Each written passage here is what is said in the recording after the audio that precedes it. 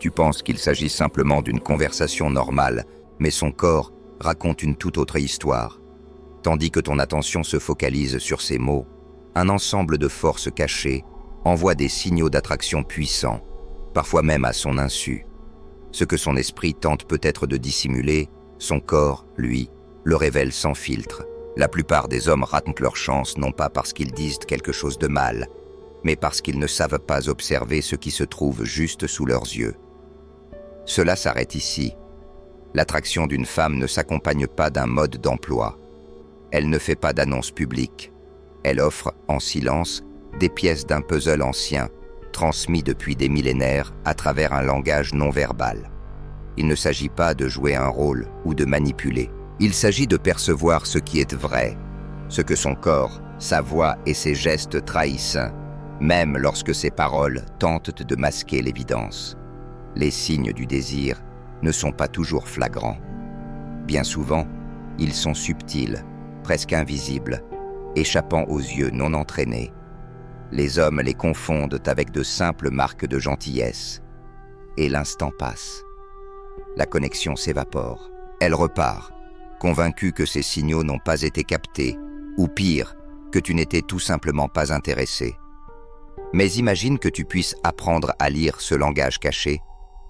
Ce que tu vas découvrir ici, ce sont les 5 grandes forces silencieuses qui guident le langage corporel d'une femme lorsqu'elle ressent une attirance profonde. Ces forces ont des racines en psychologie et en évolution humaine. Et parce qu'elles sont largement involontaires, elles sont aussi les plus honnêtes. Dès que tu les reconnaîtras, tu ne te contenteras plus de deviner. Tu sauras. Tu agiras, non par orgueil, mais avec lucidité. Tout commence avec la première force, l'invitation primale. C'est le moment où son corps envoie un message subconscient.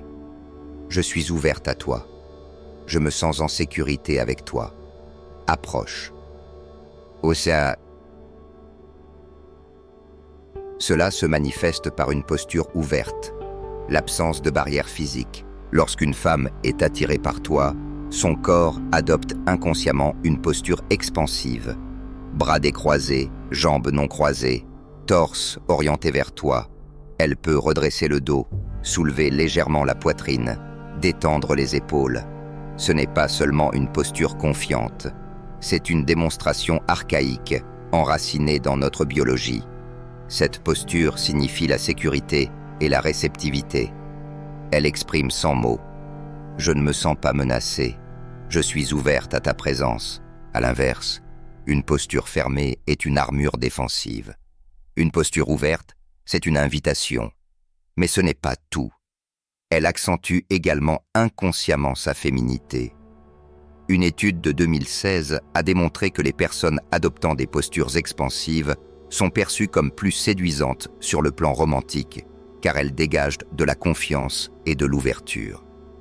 Lorsqu'elle arque légèrement le dos ou s'appuie sur une hanche, ce n'est pas anodin. Son corps met en valeur des caractéristiques liées à la fertilité et à la santé, des signaux essentiels dans la sélection naturelle. Mais l'invitation primale ne s'arrête pas à la posture. Elle concerne aussi l'espace entre vous. Observe attentivement ce qu'elle fait des objets qui l'entourent. Une femme désintéressée maintient des barrières, son sac sur les genoux, son verre tenu devant la poitrine. Autant d'obstacles subconscients. À l'inverse, une femme attirée commence à dégager cet espace. Elle déplace son sac sur le côté, repose son verre sur la table, libérant l'espace entre vous. Ces petits gestes sont lourds de sens. Elle trace inconsciemment un chemin vers plus d'intimité. Imagine cette scène. Tu la vois assise à une table dans un bar, bras croisés, sac posé près d'elle, corps fermé. Puis, à mesure que la conversation s'installe, tu remarques des micro-changements. Elle décroise les bras, tourne légèrement son buste vers toi. Elle prend son sac et le dépose au sol. Sans prononcer un mot sur son intérêt, son corps t'a déjà tout dit. Elle t'a lancé une invitation silencieuse. Ce que tu dois chercher, ce n'est pas simplement une personnalité ouverte, mais un changement de posture induit par ta présence. C'est cette transition qui parle. Vient ensuite la deuxième force cachée, le regard dopamine. On dit que les yeux sont le miroir de l'âme, mais en vérité, ils sont une fenêtre directe vers le système d'excitation du cerveau. L'indice le plus flagrant ici, c'est quelque chose qu'elle ne peut absolument pas contrôler, la dilatation des pupilles. Lorsque nous voyons quelque chose ou quelqu'un qui nous attire, notre cerveau libère des substances chimiques comme la dopamine et la noradrénaline. Cette poussée chimique active le système nerveux sympathique, provoquant une dilatation involontaire des pupilles. Une femme peut contrôler ses paroles, simuler un sourire, mais elle ne peut pas commander les muscles de son iris. Ainsi, si tu remarques, dans un éclairage stable, que ses pupilles sont anormalement grandes, tu assistes à un signal biologique, infalsifiable, d'attirance. Bien sûr, l'éclairage, la fatigue ou certaines émotions peuvent aussi influencer la taille des pupilles. C'est pourquoi ce signe prend tout son sens s'il est accompagné d'autres indices. Mais le regard dopamine, ce n'est pas que la dilatation. C'est aussi un type de regard particulier. Tenir un contact visuel plus longtemps que la norme sociale est un acte puissant d'intimité. Quand elle soutient ton regard 1 ou 2 secondes de plus, elle exprime un désir inconscient de connexion. On appelle cela le regard coy. Elle te fixe, esquisse un sourire sincère, baisse les yeux, puis te regarde à nouveau. Ce va-et-vient du regard est un rituel de flirt ancestral. Tu peux le surprendre à travers la pièce, une invitation silencieuse, ou le vivre au milieu d'une discussion, juste après une plaisanterie. Ses yeux s'ancrent dans les tiens, pupilles dilatées, retenant ton regard une fraction de seconde supplémentaire. Ce n'est pas juste qu'elle a aimé la blague, son cerveau t'envoie un message clair. Il y a un lien, un attrait profond. La troisième force cachée révèle quelque chose d'encore plus fascinant, l'effet miroir inconscient. Les psychologues l'appellent la synchronisation comportementale ou l'effet caméléon. C'est le moment où une femme commence à reproduire inconsciemment ton langage corporel, tes gestes ou même tes schémas de parole. Ce n'est pas un mimétisme intentionnel, c'est une réponse automatique, profondément enracinée dans les régions du cerveau liées à l'empathie et au lien social. Lorsque nous ressentons une affinité sincère avec quelqu'un, notre cerveau cherche à se synchroniser. Cela crée une boucle de rétroaction. Plus on se reflète, plus la connexion s'intensifie, ce qui provoque encore plus de mirroring. Ce phénomène se manifeste souvent de manière discrète. Tu te penches légèrement vers la table et quelques secondes plus tard, elle fait de même.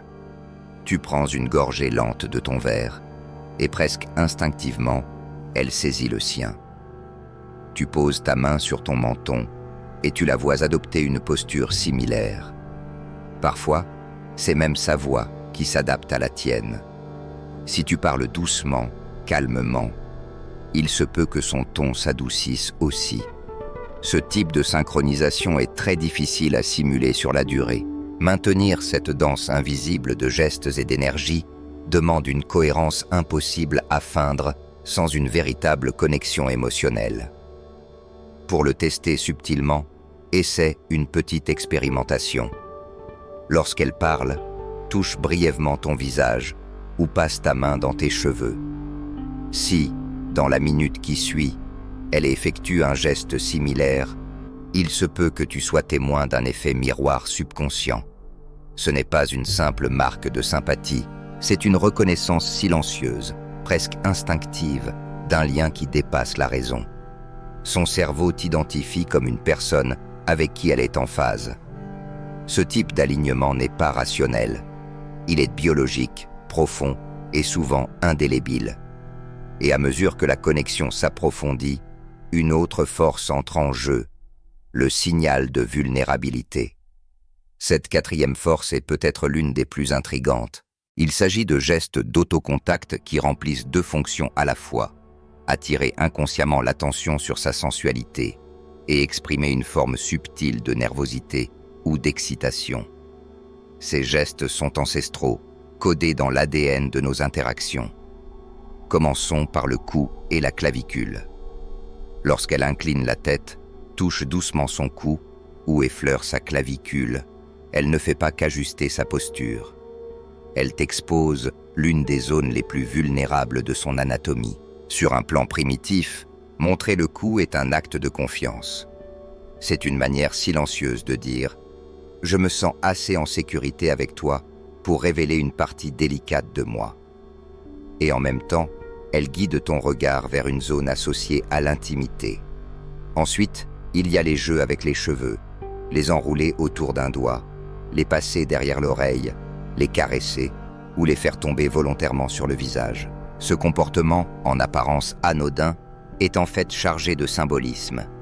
Des cheveux brillants, denses et bien entretenus sont un signal ancestral de santé, de jeunesse, de fertilité. En les manipulant, elle attire ton attention sur eux, encadre son visage et intensifie la focalisation sur ses yeux, sa bouche, son sourire. Le langage du désir ne s'arrête pas là. Observe ses lèvres. Si elle les lèche discrètement, les mordille ou les effleure du doigt, il y a souvent plus qu'un simple réflexe. L'excitation peut assécher la bouche, provoquant un besoin instinctif de les humidifier. Ce geste fait ressortir leur rougeur, les rendant plus pulpeuses, plus séduisantes. Se mordre la lèvre inférieure peut exprimer de la nervosité, mais dans un contexte de flirt, c'est un appel silencieux. Un geste qui dit sans un mot « Regarde-moi ici ». Enfin, les mains racontent aussi leur propre histoire. Si elle caresse doucement son bras, son poignet ou sa cuisse, ce n'est peut-être pas une simple habitude.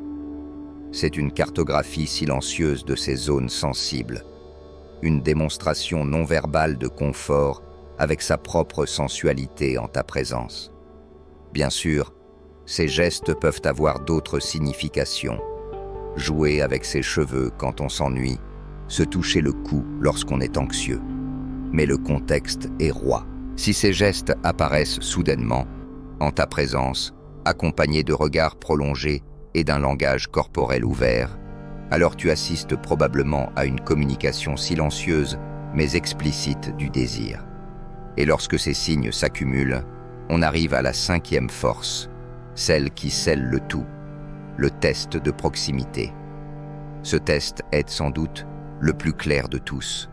C'est lorsque la femme réduit la distance physique entre vous et initie des formes de contact, même subtiles. Ce passage du territoire personnel vers un espace partagé est extrêmement significatif. Chacun possède une bulle intime. On n'y laisse entrer que ceux en qui l'on a confiance ou ceux pour qui l'on ressent un désir profond. Lorsqu'une femme entre volontairement dans cet espace restreint, cela traduit bien plus qu'un confort. Cela signifie qu'elle souhaite être près de toi. Cela peut se manifester de plusieurs façons. Elle se penche vers toi quand tu parles, pas parce qu'elle ne t'entend pas, mais parce qu'elle veut se rapprocher. Dans un groupe, elle se place souvent à tes côtés, observe ses pieds, ses hanches. Même si son visage est tourné vers quelqu'un d'autre, son corps reste orienté vers toi. Et puis, il y a le pouvoir du toucher. Le tout premier contact physique représente un cap immense dans l'esprit humain. Une femme attirée va souvent chercher des occasions de te toucher, même brièvement. Un effleurement du bras en riant, sa main frôlant la tienne, par accident, ou un geste apparemment anodin comme enlever une poussière de ton épaule. Ce sont des tests, des invitations silencieuses à la réponse. Vas-tu reculer ou vas-tu accueillir ce contact ? À mesure que sa confiance s'installe, ses gestes deviennent plus délibérés. Elle peut poser sa main sur ton épaule et y laisser reposer quelques instants. Ses jambes peuvent frôler les tiennes sans qu'elle ne cherche à les retirer. Ce ne sont plus des gestes isolés. Ce sont des preuves physiques de son plaisir à partager ce contact. Le test de proximité est le sommet des forces précédentes. Lorsqu'une femme cherche activement à se rapprocher, à te toucher, à t'inclure dans son espace, son corps t'envoie un signal vert, sans équivoque. Avant de tirer des conclusions hâtives et d'interpréter chaque mèche de cheveux repositionnée comme une déclaration de désir ardent, Il faut comprendre ce qu'on appelle la logique du regroupement. Un seul signe isolé peut vouloir tout et rien à la fois. Elle croise peut-être les bras parce qu'elle a froid, pas parce qu'elle est distante.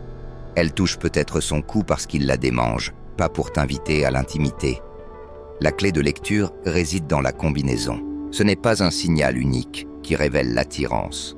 Ce sont 3, 4, voire 5 signaux qui apparaissent ensemble, qui créent la certitude. Imagine la situation suivante. Elle se penche vers toi pendant la conversation, test de proximité. En même temps, elle adopte inconsciemment la même posture que toi, effet miroir. Et ses doigts effleurent distraitement son cou, signal de vulnérabilité. Pris séparément, ces gestes pourraient être anodins. Ensemble, ils forment une constellation lumineuse dans le langage du désir. Ce n'est plus un hasard. C'est une intention corporelle exprimée en silence. Le secret, ce n'est pas de devenir un inspecteur robotique, à cocher mentalement des cases dès qu'elle croise les jambes ou incline la tête. C'est de développer une perception holistique. Déguiser ton ressenti face à l'ensemble de la dynamique. Demande-toi, est-ce que ces signaux non-verbaux sont différents avec moi qu'avec les autres? Est-ce que son corps me parle à moi et pas seulement à l'environnement? Lorsque tu observes un regroupement cohérent des 5 forces, tu peux être certain que ce que tu ressens est réel. Ce n'est pas une illusion. Ce n'est pas de la projection. C'est un message. Et il est clair. Les 5 forces cachées derrière le langage corporel d'une femme attirée ne sont pas de simples techniques ou astuces sociales. Elles ne relèvent pas du jeu ou de la manipulation. Ce sont des moteurs fondamentaux du comportement humain, ancrés profondément dans notre biologie et notre évolution. Elles existent depuis que les premiers regards se sont croisés autour d'un feu de camp, bien avant que les mots ne soient inventés. Elles sont la conversation primitive, la plus honnête, celle que le corps initie quand la raison hésite encore. L'invitation primale, le moment où son corps s'ouvre, où les barrières tombent, le regard dopamine, quand ses pupilles trahissent un intérêt plus intense que ce que ses paroles osent exprimer. L'effet miroir inconscient, quand son être entier s'accorde au tien sans qu'elle s'en rende compte. Le signal de vulnérabilité, quand elle attire ton regard vers ses zones sensibles par des gestes codés. Et enfin, le test de proximité, quand elle franchit la ligne invisible entre les autres et toi pour s'installer dans ta bulle. Reconnaître ses forces, c'est disposer d'un super pouvoir social. Cela te permet de te mouvoir dans le monde des interactions avec plus de clarté, de confiance et surtout de respect. Parce que ces signaux sont silencieux, mais puissants. Ils te disent « Je t'invite ». Mais ils attendent une réponse équilibrée, consciente, respectueuse. Car le vrai pouvoir ne réside pas dans la détection brute de l'attirance, mais dans l'art de savoir quand et comment y répondre. Parfois, la meilleure réponse à un signal, c'est la patience. Parfois, c'est un sourire en retour. Parfois, c'est simplement rester présent, attentif, sans brusquer les choses. L'attirance est un jeu subtil d'écho. Ce n'est pas une course, c'est une danse. Alors, que faire maintenant? Observe. Entraîne ton œil. Dans les cafés, dans les soirées, dans les réunions. Pas pour juger, mais pour affiner ton attention.